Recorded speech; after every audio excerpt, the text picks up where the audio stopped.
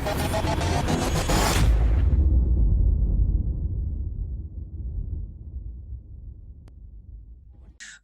let me just give you a small introduction of Ms. Asma Umar. She's a trainer and consultant with versatile experience in HR Transformational Leadership, HR assessment, center development, and implementation expert, business planning and strategy, and employee well-being and happiness, practitioner and executive in leadership, coaching expert.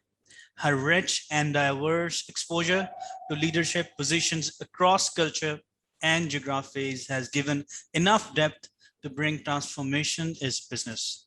Miss, a warm welcome to you, and thank you so much for gracing us with your presence today. Without taking any further time, I'd like to pass on my mic and floor to you. Thank you so much, Mr. Murtaza. It's an honor to be part of this summit, grand summit. And it's a great honor that UMT has engaged me as a presenter for this conference, for this summit. So am I allowed to share my screen, please? You're allowed to share your screen and talk as much as you like, sure. Yeah, thank you, Jazakallah.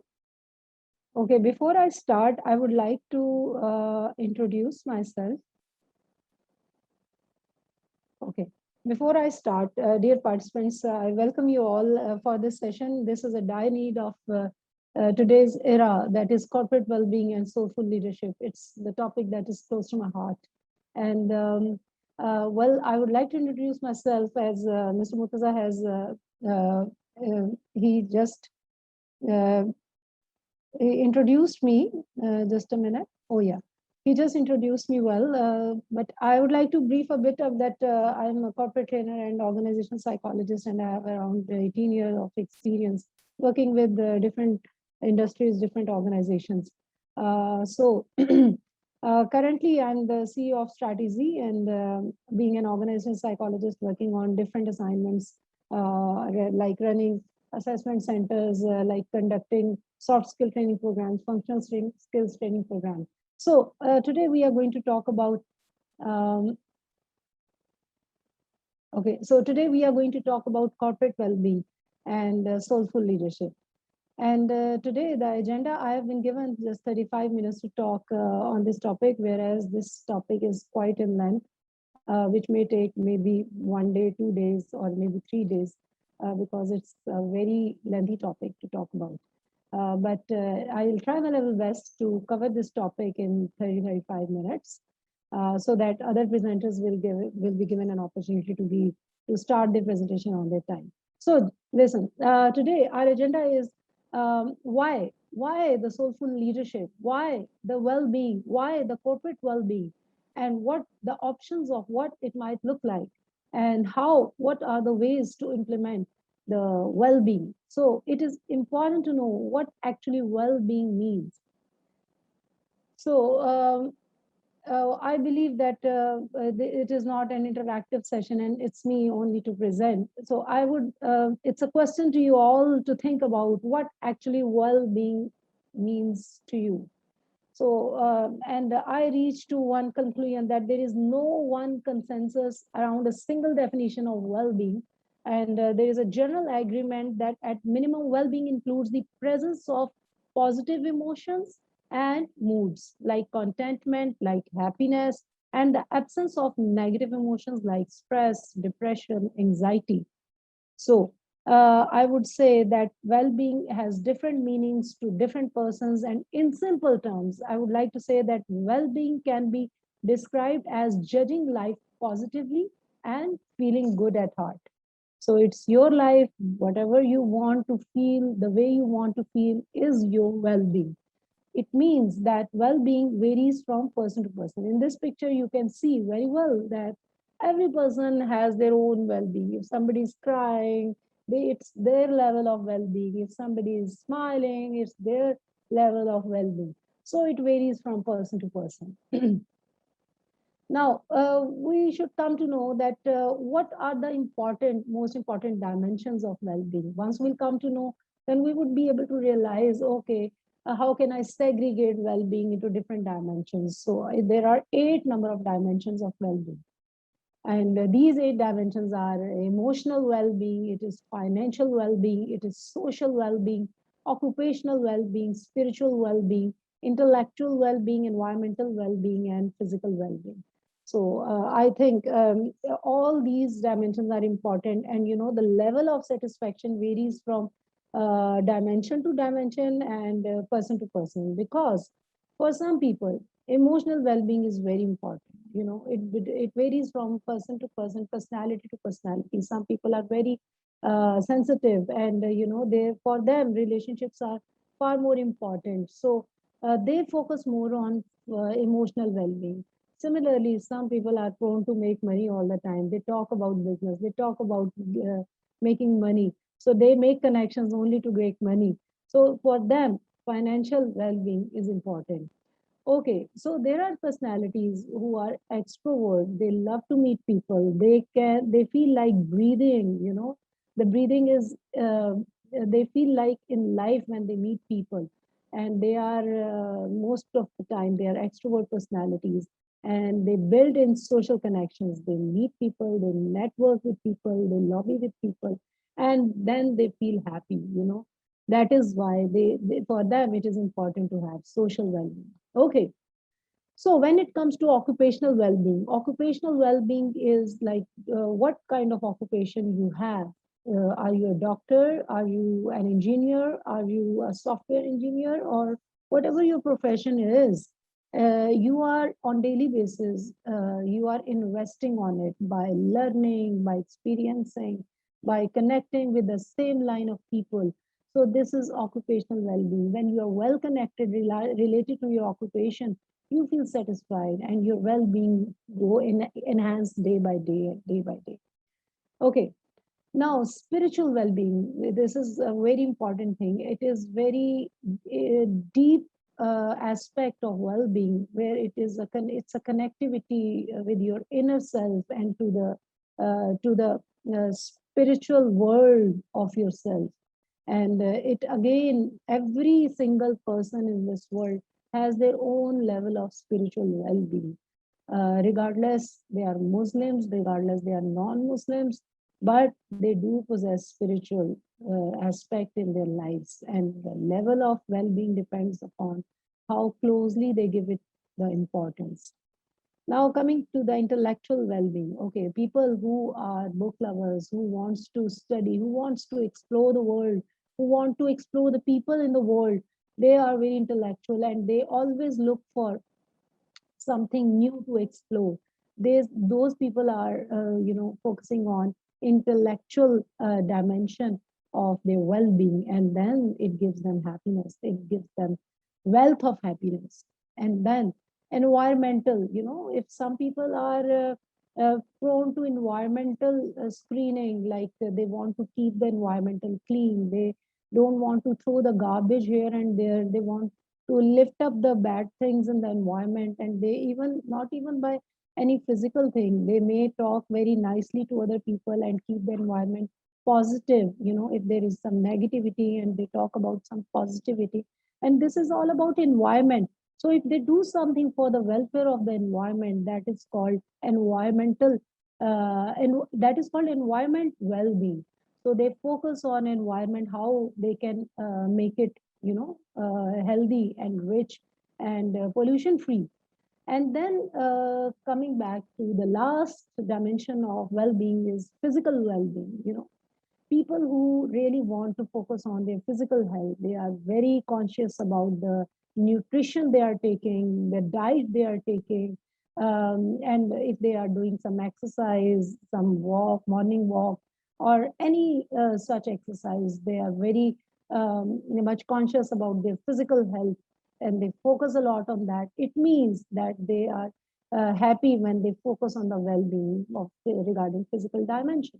If they're not going, for instance, if a person walks every day and there are 2-3 days the person was unable to continue the walk in the morning, the well-being level goes down, because on that specific day he or she could not attempt that routine, could not follow that routine regarding to the physical aspect, and that is going to lower down the well-being. So these are the bundle of 8 dimensions where people focus on different dimensions of their well-being. Now I'm going to throw the question on you, that which area, which dimension is more important for you, whoever is listening this presentation can think of, okay, am I more for me, emotional well-being is more important, or spiritual, or physical, or social? So you can just in a glance you can think and decide what aspect is most important for me. So, this is kind of screening, and wherever there is less well-being, you can start working on that to increase the well-being in that area to keep yourself happy and in harmony. Okay, so what could be the strengths to improve well-being regarding these dimensions? If we think about the strengths to improve well-being, so there are some optimal well-being things. You can see this, you can see on the slide that the two circles are joined with each other in optical well-being. Well, because emotional is connected with social, physical is connected with nutritional, technological is connected with environmental, and psychological is connected with mental. What does it mean? If I explain it to you, it means that if you are emotionally strong, if you are very well aware about yourself, if you know how to manage your emotions, if you know to manage your emotions, then you would be able to manage others emotions, then you can have good social network. Yeah, then you will have abundant social well-being. See, this is how the circles are connected. And again, if we talk about physical and nutritional well-being, then it means that you are very cautious about your nutrition. The more focus you will take on your nutrition means you are focusing on physical well-being. You want to be physically strong.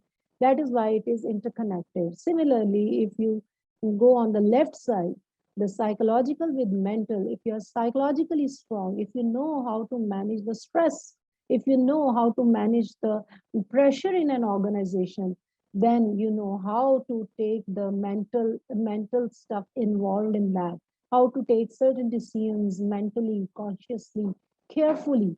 So this is how psychological is strongly connected with mental.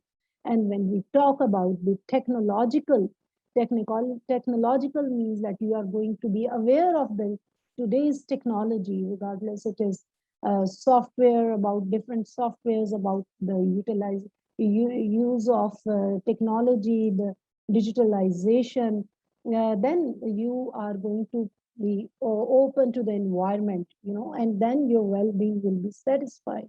So this is how the emotional well-being is connected to enhance with social well-being, and then the physical well-being needs to be focused on nutritional well-being.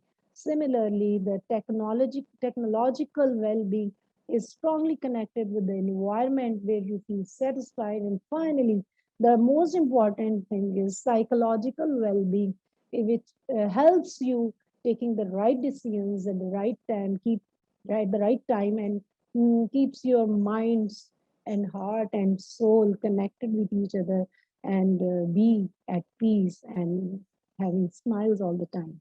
Okay, now because the topic is corporate well-being and soulful leadership, so we should think about what we have talked enough about well-being. Now it is the point to think about what is corporate well-being. What can you think of corporate well-being? So just think about corporate well-being, what it could be. Okay, let me tell you. So corporate well-being refers to the process of creating a healthy work environment, and it enables leaders and employees with the tools and techniques to support that they need to grow in their professional life as well as in their personal life. So this is what means corporate well-being. And the leaders on the top, where the good things, the all strategies, the culture of the organization trickle down, and that enables the other leaders and employees for for better growth in their profession, in their organization, and in their personal life. Okay, so here I would like to ask you, why discuss well-being now? Why are we discussing it? Do we really need it? And why, if yes, then why do we need it? And you know, it's a call to arms. Why to call to arms? Because to be honest, that this topic is really dire need to talk about these days. And after this COVID and other problems, we have to call to arms, and because there is a revolution, and this is a call to revolution, the revolution on this earth. And you know, if we just be sensitive and think of the world, think of the earth, and this earth is under threat. It cannot cope with all that we demand for it. You know, the birds, the flowers, the trees. We cannot see most of the birds now in the morning chirping in the air because we have polluted the air, because we have made so much pollution in the air. And the earth, unfortunately, is crying. The earth is losing its balance. And who is responsible? Just think about it. Who is responsible to make this earth under threat? And so this is so unfortunate that it is just we as human beings who have caused this to happen. And now, why this has happened, if you think about it, then you may know that the reason of this happening is the curse of the knowledge economy. What is the curse of the knowledge economy? The curse of the knowledge economy is that we treat the world, it's how we view ourselves. This not only concerns the way we treat the world around us, but also how we view ourselves.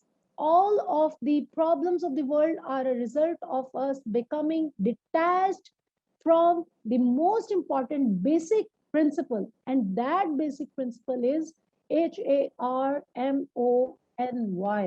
That is harmony.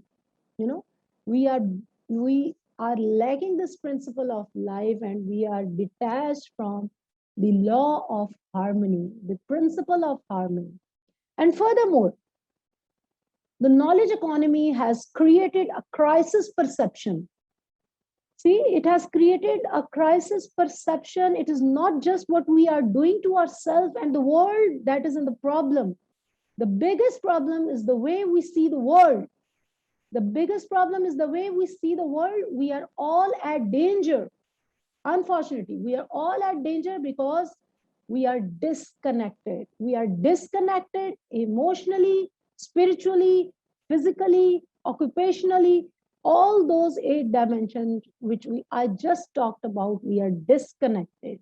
We are just flowing in the flow of the river, and we do not know what is happening around us and where we have to where we have to increase our knowledge, increase our experience, and help others. Okay, and what we need to do? So we need to start looking at the world and our lives in a very different way. You can see this picture where everyone is in the same alignment. Only last 2 pictures are different because most of the people see the world in the same manner. If I'm saying to somebody, this thing is bad, okay, the other person is going to say the same thing. The third person is going to say the same thing, you know. So it's the negativity is a contagious thing. If somebody say bad about it, the other people in the group will start saying the same thing.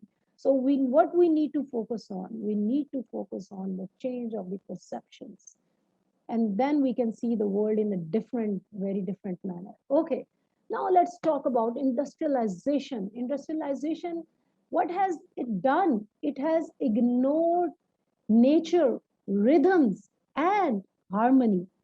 Just, just think about it a bit deep down. It has ignored the nature, the rhythms, and the harmony in our lives. You know, we are just all upside down, and all are disturbed. So what is the reason? Because we are living in a world of convenience, but the cost of the balance of nature and to our inner world is large. We are now in the age of disconnection. We are paying a heavy amount of this cost of our convenience, using mobile phones, using cars, coming to this digital world. We are paying a heavy cost on on the shoulders of our kids, on the shoulder of our families, on behalf of the environment around us. We are facing this, and this has created not this has not actually connected us. This has created a disconnection. You'll be surprised to know why I'm talking like this, because the reason is we are losing something very important, and that is the inner self, that is the soulful leadership. So we all are, what happened, we all are sucked down into the black hole. And what is this black hole? We ignore our natural biorhythms and intuitions. Any wonder we feel stressed out and like we are being sucked down into the black hole? We are all going into this black hole every single day. We are not thinking about the well being. We are not thinking about the soulful leadership, what actually it is. But in what ways in what ways have the disconnected from your natural rhythms and institutions? Let's talk about that. What are the ways? The important thing is that we have ignored nature. You know what Allah subhanahu wa ta'ala said, whatever the Holy Quran has said, whatever the elders even are said, what are the values of our culture says, we have ignored all these things. And when we ignore nature, everything starts to unravel despite what we tell ourselves or others. So we are not supposed to be ignored to the nature. And so what do we need to do? We What do we need to do, and why we all are going in that black hole? The reason is we have walked away. You can see the different feet of different people in the world, that we all have walked away from the common sense, from imagination, from compassion, connection, commitment, and affection. This is why we are in this difficult time, that we don't know what actually well-being is. And we even don't know what actually soulful leadership is, whereas the soulful leadership is like an umbrella. It's the practice of detecting, tracing out the difficulty in your life, taking responsibility for and adequately responding to the formal and informal opportunities that are granted to a person to contribute by leading, inspiring, and developing himself and others towards high level of awareness. It is the soulful leadership responsibility to practice to practice the difficult times, to practice the detection, how to find out the difficult things, and then lead and inspire and develop people by spreading awareness among everyone. Now, viewers, I'm going to talk about something very important, which is the dilemma, which is becoming the dilemma of our society. And I'll request that every single person should spread this word and talk about this, so that our youth, our middle-aged people, people at all different stages of life should avoid it. Though it sounds and it feels you very, very good, you feel like in the air, you enjoy, but it's very temporary phase. And what is that I'm talking about? This is the adrenaline addiction. Adrenaline is a source of energy. Humans will go to any length to get to the quickest, easiest source of energy. And you have to stop the triggered behavior using the adrenaline addiction. This is a very harmful stuff, which is literally spoiling our generations. And what could be the solutions? Adrenaline, what it triggers? Once you are in an adrenaline rush, you are in adrenaline addiction, what happens? You overpromise. You arrive exactly on time or late. You leave 15 minutes earlier. Okay, this is the solution. You should and have to's. You always say you should and have to, but what is the solution? You need to get rid of all shoulds. Not asking for what you need. Be specific and ask before you need it. This is the solution. Okay. Adrenaline triggers tolerations, the things you are putting up with. Whereas the solution is put up with nothing. Re-educate yourself, re-educate others, and then involvement in non-essential projects or activities. You are involving here and there, you are wandering here and there, which has no objective, which has no purpose. So you need to cut down 25 to 50% of all personal and professional goals in order to cut down the triggered behaviors due to adrenaline addiction. So, viewers, what are you tolerating? Now, what are you tolerating? We need leaders with to think about the new vision. No matter how fast and how clever our computers have become, we seem to go on creating more chaos, more confusion, more dissonance. What we really need is to reflect, to collect, and regain our balance and life sustaining harmony and interconnections.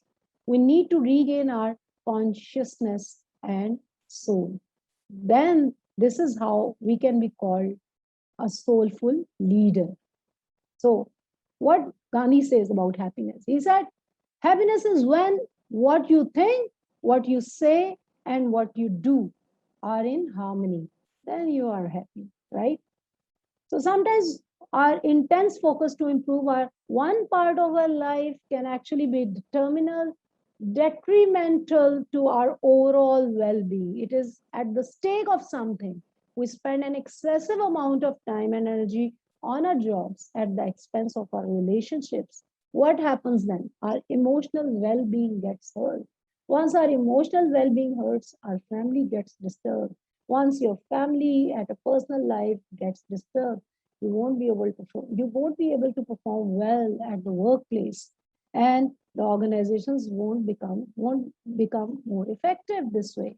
So the whole system is going to be effective just because of one well-being, that is emotional. Now, another thing which I'm going to talk about is very, very interesting.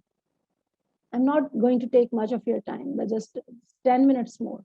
We treat the parts of our lives as separate and independent, but they are not. They are interdependent. Every single person is interdependent. Well-being is more rounded. The combination of all of these is the currency of life. Well, now this model is very interesting. If you have a look, this is a house, and UQ, the abbreviation of UQ is unique contribution. UQ means unique quotient. Unique quotient is unique contribution. This we are going to talk about unique contribution or unique quotient. Unique quotient is connected with four important quadrants you can see in the bottom of the house. Number one is body. Number two is EQ, that is emotional quotient. Then internal thing is IQ, intelligent quotient, and then vision. So these are the four things which are related, interconnected, interdependent with each other, and two are external and two are internal. So what the body works in it, how it works in it, that shows the physical vibrancy. IQ, the intelligence quotient. If you're not intelligent, you won't be able to know how to make money, how to be financially secure. So if you are lagging in emotional quotient, that is the quality of relationships. As I just told you, if you are not handling and managing the relationships well, then you won't be able to grow, you won't be able to be happy. And the reason behind it, lack of self-awareness, lack of self-management, lack of emotional maturity, and the vision, the passionate purpose of your life. You need to identify that. So this beautiful house is a combination of body, IQ, intelligence quotient, emotional quotient, and the vision you have for yourself in your life to grow. So let's talk about This is this is an assessment. I'm going to share this assessment with you later on. You just have to think, say yes or no, right? Do you like what you do each day? This questionnaire is going to help you the leadership qualities within you at a personal level. How much control do you have over your mind and thoughts? Do you have something you are good at? Do you believe you deserve to be loved and praised? Do you believe your friends take more than they give? Do you believe you are aging well or poorly? Do you believe you have the talent for a specific creative project?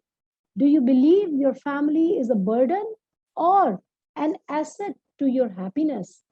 Do you feel like you are contributing to your community? Do you feel like you didn't have a choice about your spiritual path or religion? Do you believe you have the intelligence to achieve your goals?